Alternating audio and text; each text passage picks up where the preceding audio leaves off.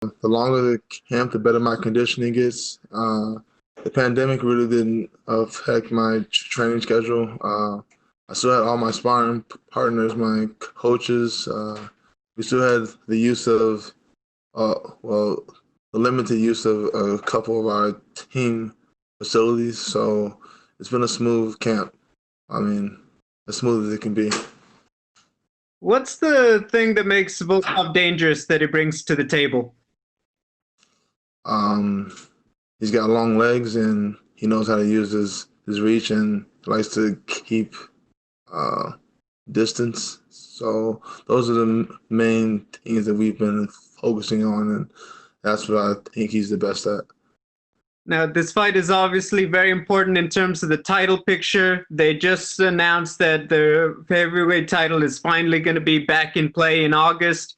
What's it been like to just, you're doing work in the division and now finally you're a step closer to the belt getting sorted out and possibly your own title shot? I'm just happy to know that they got it all signed out. The contracts are signed and it's going to happen officially. It gives me the ability to project my own trajectory into the future. Final one from me. Who do you have winning the trilogy, DC or Stipe? I don't know. I mean, they've already fought twice and they've gone 1-1. So honestly, I don't really care. I've heard DC is going to retire, win, lose, or draw. And I've also heard reports that Stipe has also been contemplating retirement, and I think I would lean towards him also retiring. So it really doesn't matter to me who wins. I can honestly care less. Thank you, Curtis. Our next question is from Ezekiel Berganzi from Super Luchas. Hello, Curtis. How are you? I'm fine. How are you, sir? Fine, thanks. You are facing Alexander Volkov, who said that he's going to rely in his striking to fight against you and your wrestling abilities. What do you think about that? How are you approaching for this fight in that sense? I mean, my game plan is always the same. It's a pretty universal game plan. Pressure, pace, wrestling, ground and pound. Doesn't matter who you are. Cain Velasquez, Stipe, DC, Volkov. It works on everyone. And do you think that the small cage will be an important factor for you putting your game plan on the fight, or do you think it's not a matter of the octagon at all? Well, I think, like I said, my game plan, it will works in a small octagon or a big octagon, but I think it will be that much more effective in a smaller octagon because you won't have as much room to maneuver away and to like keep distance. It'll be easier to close the gap and get in his face. And my last question is how it was this training camp in pandemic and with all what happened, how it was training, how it was the sparring sessions. Can you tell us about that?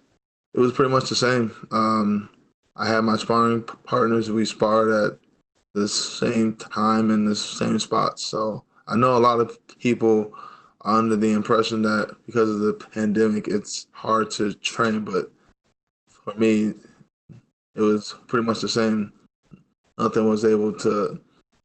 Nothing about my camp was altered. Thank you, Curtis, and good luck on Saturday. Up next, we'll have Alistair Bishop from MMA Republic. Chris, how are you, sir? I'm fine, sir. How are you? Fantastic, thank you. Curtis, if I can, I just want to kind of get your opinion on the outlook of the heavyweight division. Your only losses come to Francis Ngannou. Where do you see yourself here with the win? I mean, I think Francis is knocking on that number one contender status. Once the title picture is done, where do you see yourself fitting into that picture? I guess it depends on what happens with Stipe. If he decides to retire, then it'll be a vacant belt, and most likely Ngannou versus me for that vacant belt.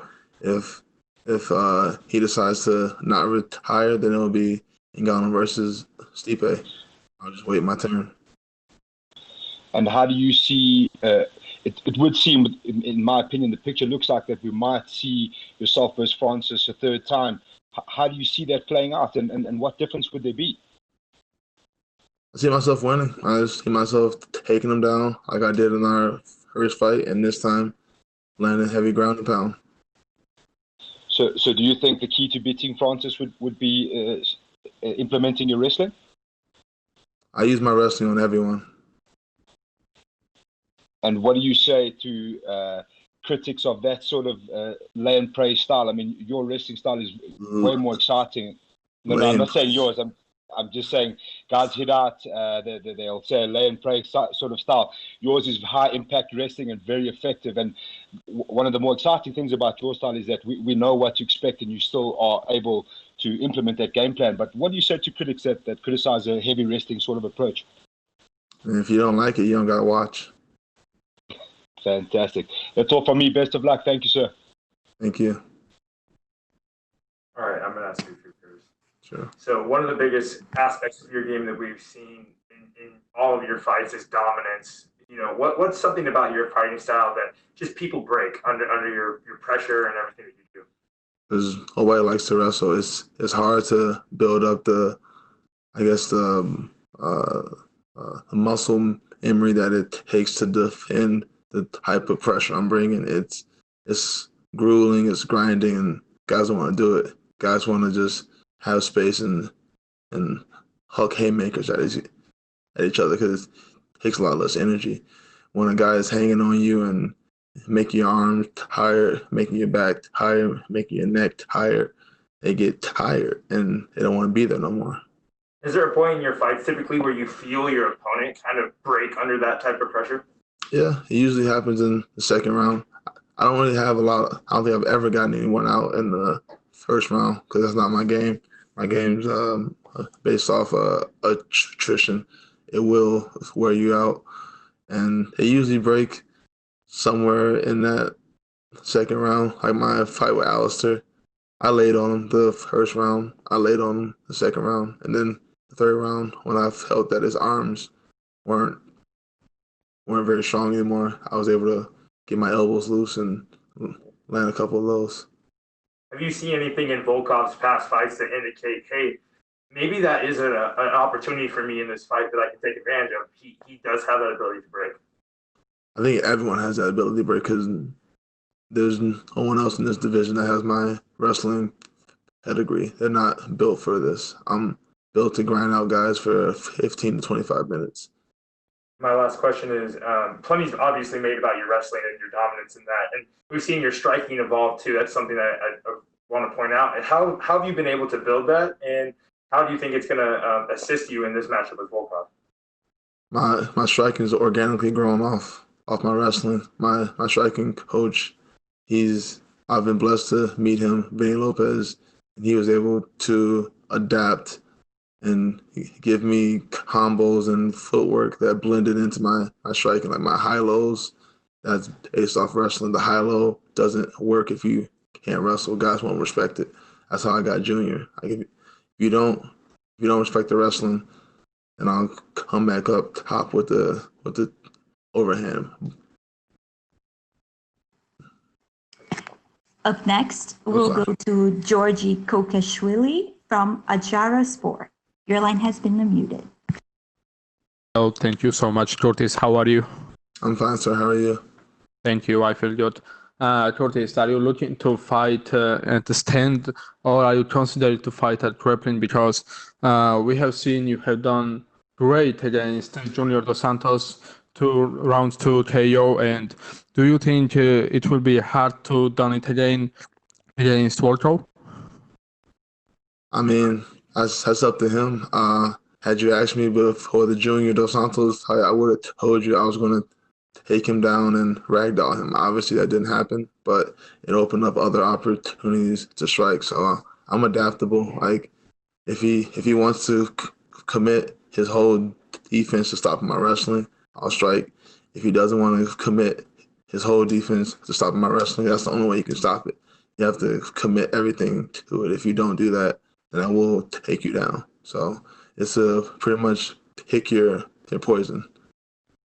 Thank you. And my last question is about Francis Ngannou. Are you looking to fight again against him because you lost the fight against Francis Ngannou, and this fight looks like for me like a semifinal for you to reach the title shot? And do you consider it as a if Cormier and Miocic have done, and you are next? I mean, I do believe that I do believe Ngannou is next, and then I'm right behind him. So I knew we would fight again after I lost the last one. Like I was only 27 years old then. I'm 29 now. I'm gonna be here for a long time, so this was inevitable. And I'm not. I don't view Ngannou the way everyone else does. I guess because I've already been in there with him twice, and I'm alive still. Like everyone else thinks he's Godzilla, and he'll just destroy you. I don't view him that way. I view him as a man. He has pros in his game, and he has cons in his game. One of his biggest cons is lack of conditioning and lack of grappling ability. So those are the things I'll target when we do fight again. Thank you so much. I wish you all the best on such day. Thank you. Up next, we have Calvin Crandall from MMA Power Hour. Hey, Curtis, how are you doing? I'm fine, sir. How are you? Doing very well. So this is a rare, taller opponent for you at 6'7". Does that present any interesting problems for you? Have you had anybody that tall that you've been able to train with, or do you have anyone like that now? Yeah, I've worked with taller guys. It doesn't make a difference. When you're on your back, we're all the same height. Okay. Obviously, he's a striker, and he's a pretty decorated striker, maybe not the most in the division, but one of the more decorated strikers. How much can he do to adjust his game, to you? Everyone knows that one of the goals you'll have is to take him down. Can he make a great deal of improvement, and does he have any chance of continuing to shut down your takedowns? You don't get my wrestling in a few months. That's why it's so good. I've been doing this for a long time, since 2005. You don't get my wrestling in a few months, so I don't think there's anything he can do about that. If I'm him, I'm looking to come out hard and fast and get me out of there early, because the longer it goes, the worse it gets for him. Gotcha. Now, at 29 years old, you're one of the younger fighters in the heavyweight division. That puts you in a good position. How do you feel physically? Do you feel you're at your best yet? You're at your prime or at your peak, or not even quite there yet? No, I know I haven't peaked out yet. This isn't my final evolution. There's a lot that I haven't added yet into my training. I look forward to growing. I know I've got at least 8 or 9 more years, and there's going to be a lot of growth over these next couple years. Absolutely. Last question for me. Neither of you guys are known for being high-level jiu-jitsu guys, but if you get into some interesting scrambles in the ground, if he's able to move around and start trying to throw up some triangles or arm bars, how do you feel your jiu-jitsu compares with his? I think I'm the better grappler overall. Like, my jiu-jitsu is an offensive base. I go to jiu-jitsu practice to learn how to pass and to learn how to get into positions to land heavy ground and pound. I'm not ever going to look for a submission unless you're just like the worst grappler in the world. I'd rather get in half guard and hang out in half guard and just elbow you. I don't need to go for a Kimura or Darce.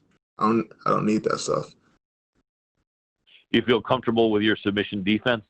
Yes, very, very comfortable, especially since Alistair's been at Team Elevation the last year and a half.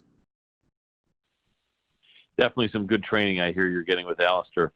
Well, I appreciate your time a lot. Wish you the best of luck, my friend. Thank you. And our last question will come from Heidi Fang from Las Vegas Review-Journal. Hi, Curtis. Thank you for the time. I first wanted to ask about some records here that you could possibly eclipse. come Saturday night, one of them being Randy Couture's time in the cage as a heavyweight. You would need 8 minutes, 17 seconds, as far as I've read, to be able to surpass the amount of time that he fought in the cage. I want to know what that means to you and just how different records, like what you set with your wrestling in the heavyweight division of 45 takedowns, and you had already surpassed Cain Velasquez, what these records mean to you as you go on your journey. It just mean it validates the argument that I am the best grappler. I know there are other good grapplers, good wrestlers, good jiu-jitsu players, but I'm the best at it. I'm going to break a lot more records. Also, I know that you hail from Chicago as well as Denver.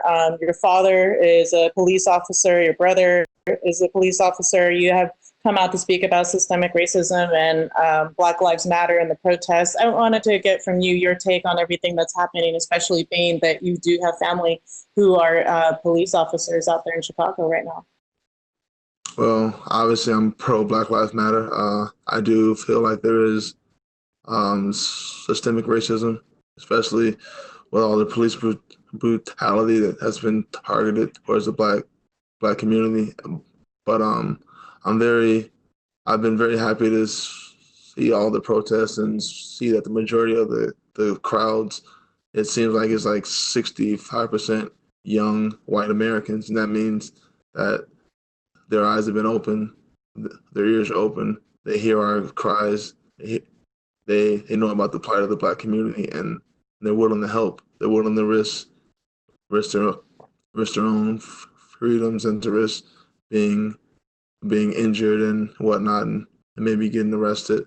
And that just restores my faith in humanity. Like, it lets me know that there is hope, and I know that this movement won't get off the ground without the white community helping out. Like, we need to be together, and that's just been one of the most inspiring things about these protests as of late. Just a huge support coming out of the white community. Thank you so much for the time. Thank you. That's all we have for you today, Curtis. Thank you. No problem.